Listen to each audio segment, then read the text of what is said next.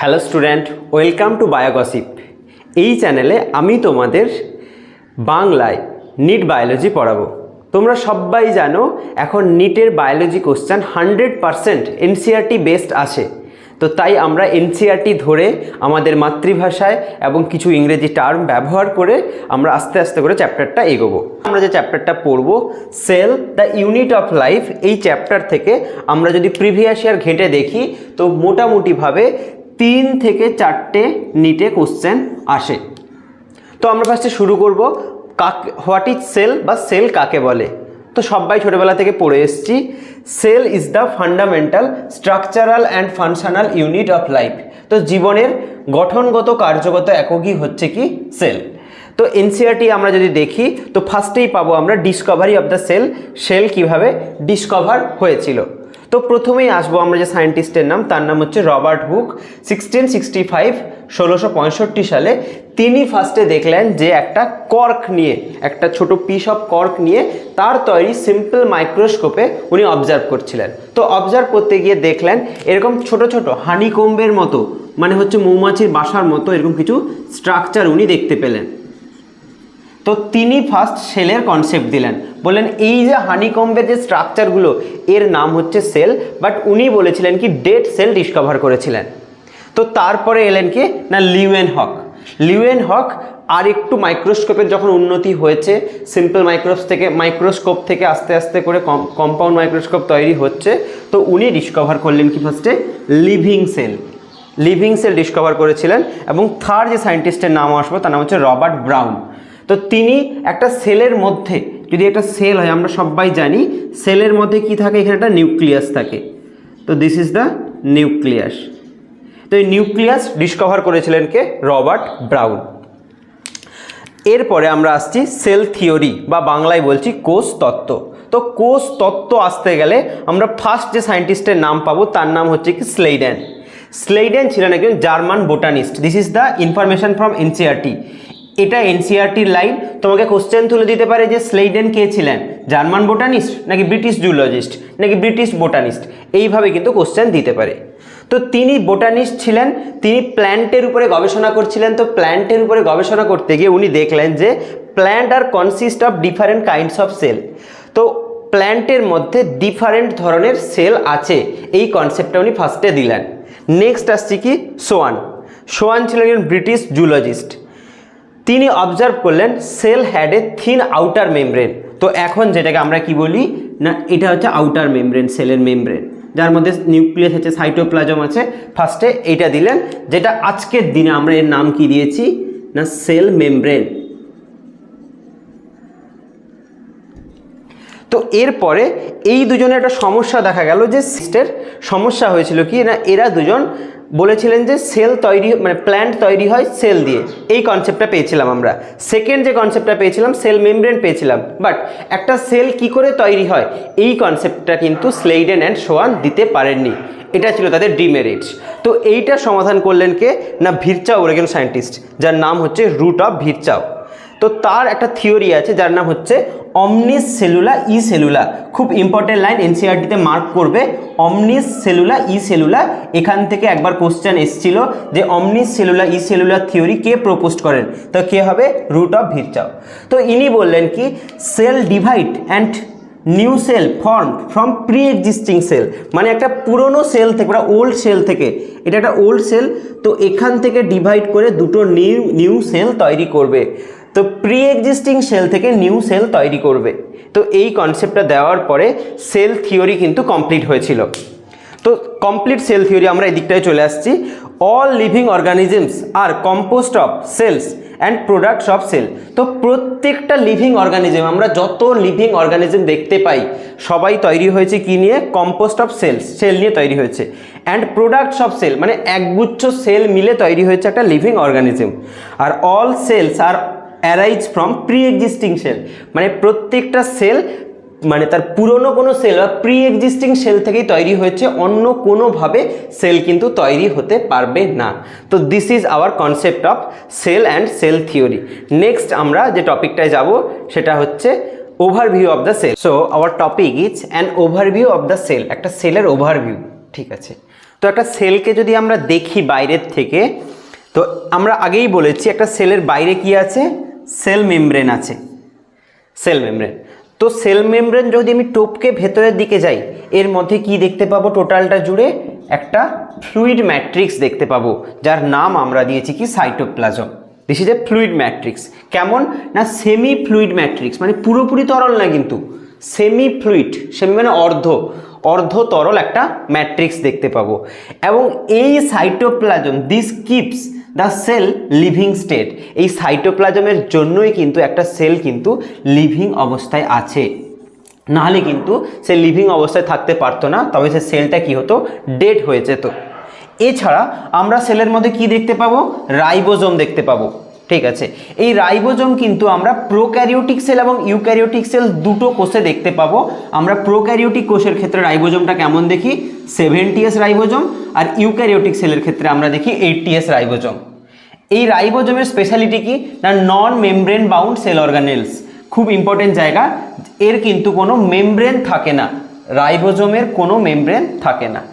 এছাড়া আর একটা জিনিস থাকে যেটা কিন্তু একমাত্র ইউক্যারিওটিক সেল থাকে, প্রোক্যারিওটিক সেলে থাকে না কিন্তু, তার নাম হচ্ছে কি সেন্ট্রিওল। এটাও কিন্তু নন মেমব্রেন বাউন্ড সেল অর্গানেলস। এ কি করে, যখন একটা কোষ বিভাজন হয় বা সেল ডিভিশন হয়, সেই সেল ডিভিশনে হেল্প করে কিন্তু সেন্ট্রিওল, এই বেনতন্তু বা স্পিন্ডেল ফাইবার তৈরিতে হেল্প করে যে অর্গানেলটা, তার নাম হচ্ছে সেন্ট্রিওল। এছাড়া আমরা যদি ডিটেলে দেখি সেলকে, তবে সেলের মধ্যে নিউক্লিয়াস, এছাড়া ইউক্যারিওটিক সেলের ক্ষেত্রে different type of cell organelles পাবো, কিন্তু সেটা আমরা পরে পড়বো। এটা একটা সিম্পল ওভারভিউ যেটা আমাদের এনসিইআরটি বলে দিয়েছে। এছাড়া এনসিইআরটি থেকে আমরা একটা এরকম ইনফরমেশান পাবো, সেই ইনফরমেশানটা কেমন না, সাইজ অফ দ্য সেল, এখান থেকে কোশ্চেন আসে, এবং 2021-এ এইখান থেকে 2022-তে এই মাইক্রোপ্লাজমা থেকে একটা কোশ্চেন দিয়েছিল, একটু ঘুরিয়ে দিয়েছিল কোশ্চেনটা। তো যাই হোক, তো স্মলেস্ট সেল, সবচেয়ে স্মলেস্ট সেল কোনটা, মাইক্রোপ্লাজমা। যতগুলো সেল আছে তার মধ্যে সবচেয়ে স্মলেস্ট সেল হচ্ছে মাইক্রোপ্লাজমা, যেটা কিন্তু একটা প্রোক্যারিওটিক সেল, যার সাইজটা কত, 0.3 মাইক্রোমিটার। আর সবচেয়ে লার্জেস্ট সেল কোনটা না, এগ অফ দ্য অস্ট্রিক পাখির ডিম হচ্ছে সবচেয়ে বড় সেল। লংগেস্ট সেল আমাদের বডিতে থাকা নার্ভ সেল, যে কোনোদিন ডিভাইড করতে পারে না, তার লেন্থ কিন্তু অনেকটা বেশি, তাই বলা হচ্ছে কি লংগেস্ট সেল। এছাড়া আমরা আরও দুটো সেলের ইনফরমেশান দেওয়া আছে। একটা হচ্ছে ব্যাকটেরিয়া সেল। ব্যাকটেরিয়া সেলের সাইজ কত না, 3 to 5 মাইক্রোমিটার। তো এর থেকে কিন্তু মাইক্রোপ্লাজমা ছোট। আর আমাদের হিউম্যান আরবিসি একটা নন নিউক্লিয়েটেড সেল, যার সাইজটা হচ্ছে 7 মাইক্রোমিটার। তো এছাড়া আমরা এই জিনিসটা হয়ে গেলে আমরা কি দেখব না, টাইপস অফ সেল ক ধরনের আছে। ঠিক আছে, তো আমরা সেলকে ইউজুয়ালি দু ধরনের দেখতে পাই, according to their structure etc টাইপসে আমরা দুটো টাইপস পাবো। একটা হচ্ছে কি প্রোক্যারিওটিক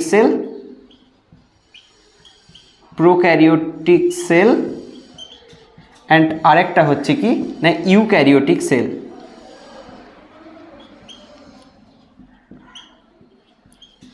প্রোক্যারিওটিক সেল বা প্রোক্যারিওটিক কোষ, আর এটা আছে ইউক্যারিওটিক সেল বা ইউক্যারিওটিক কোষ। এই দুটো টাইপ আমরা দেখতে পাই। এবারে আমাদেরকে প্রত্যেকটা টাইপ সম্পর্কে ডিটেলসে পড়তে হবে, এদের স্ট্রাকচার দেখতে হবে, এর মধ্যে কি কি আছে, কি কি সেল অর্গানেলস আছে, ডিটেলসে আমরা। তো এখন আমরা প্রোক্যারিওটিক সেলের গঠন দেখব।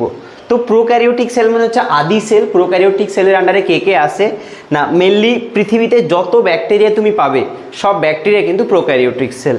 Cyanobacteria, mycoplasma, PPLO full form কি, প্লিউরো নিউমোনিয়া লাইক অর্গানিজম, এরা সবাই হচ্ছে প্রোক্যারিওটিক সেল।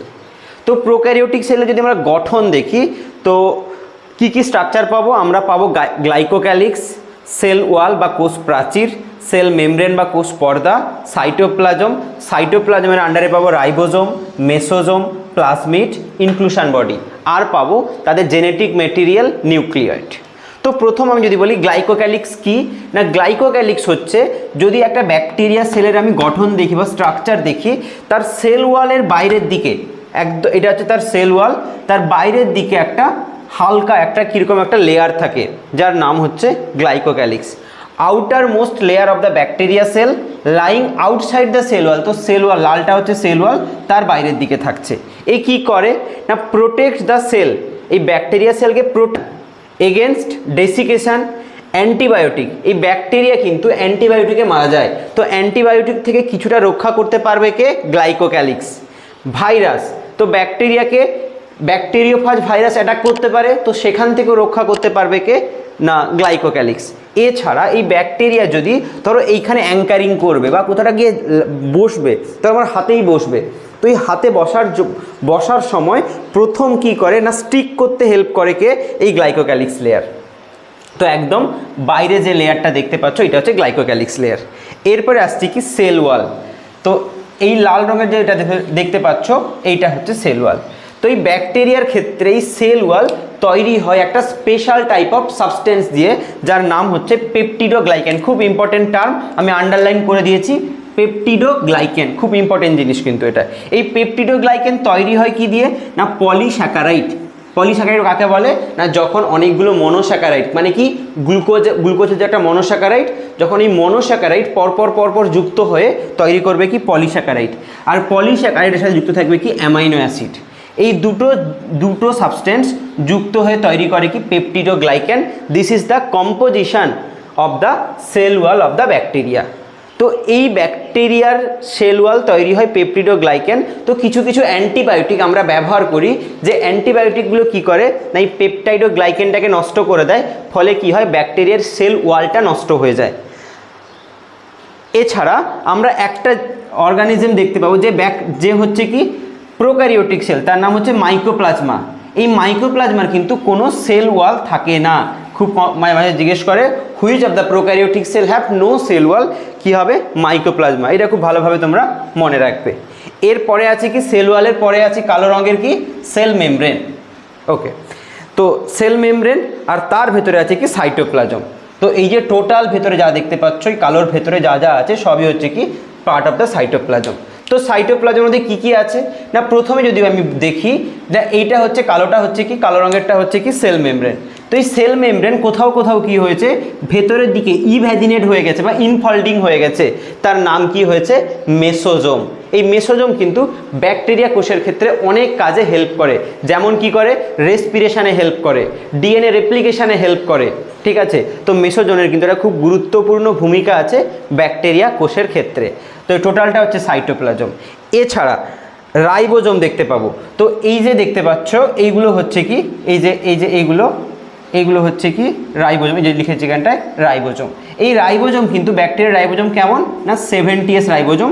তার দুটো সাব ইউনিট থাকে, একটা হচ্ছে 50S আর একটা হচ্ছে 30S। এই দুটো সাব ইউনিট যুক্ত হয়ে তৈরি হয় 70S রাইবোজোম। মেসোজোমের কথা বললাম, ইনফোল্ডিং অফ দ্য পিএম মানে হচ্ছে প্লাজমা মেমব্রেন। এরপরে আছে কি? প্লাজমিড। প্লাজমিড হচ্ছে কি? Extra chromosomal double standard DNA. তো আমরা একটা ব্যাকটেরিয়া সেলকে দেখলে এই ব্যাকটেরিয়া সেলের কিন্তু এইটা হচ্ছে কি? তার না ডবল স্ট্যান্ডার্ড ডিএনএ, যাকে আমরা নাম দিয়েছি নিউক্লিয়েট। কেন নিউক্লিয়েট নাম দিয়েছি? কারণ আমাদের ক্ষেত্রে বা ইউক্যারিওটিক সেলের ক্ষেত্রে এইটা কিন্তু একটা সুন্দর মেমব্রেন দিয়ে ঢাকা থাকে। তো এর ক্ষেত্রে মেমব্রেন থাকে না, নিউক্লিয়ার মেমব্রেন থাকে না, নিউক্লিয়ার রেটিকুলাম থাকে না, নিউক্লিওপ্লাজম থাকে না, কিছুই থাকে না, ঠিক আছে? এ খুব গরিব একটা ব্যাকটেরিয়া, যার ক্ষেত্রে কি থাকে না এই সাইটোপ্লাজমের মধ্যে একটা ছোট্ট জায়গার মধ্যে ডিএনএটা থাকে, তার নাম দিয়েছি আমরা কি? নিউক্লিয়েট। ওকে, এছাড়া আমরা এবার হ্যাঁ, এই নিউক্লিয়েট ছাড়া মানে ব্যাকটেরিয়ার নিজস্ব ডিএনএ ছাড়া তার সাইটোপ্লাজমের মধ্যে আমরা একটা বা 4টে 5টে কিছু ডিএনএ দেখতে পাবো, যার নাম হচ্ছে কি? Plasmid DNA. তো প্লাজমিড কি? Extra chromosomal double standard DNA. Extra chromosomal মানে কি?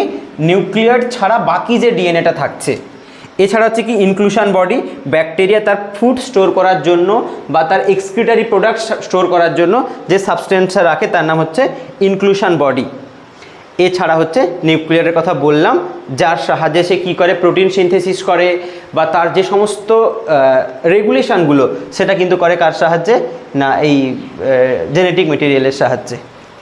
তো থ্যাংক ইউ এতটা সময় দেওয়ার জন্য, এবং পরপর আমি এইভাবে এই চ্যাপ্টারটা শেষ করব, তোমাদের এনসিইআরটি ধরে টপিক ধরে আমি পড়াতে থাকবো।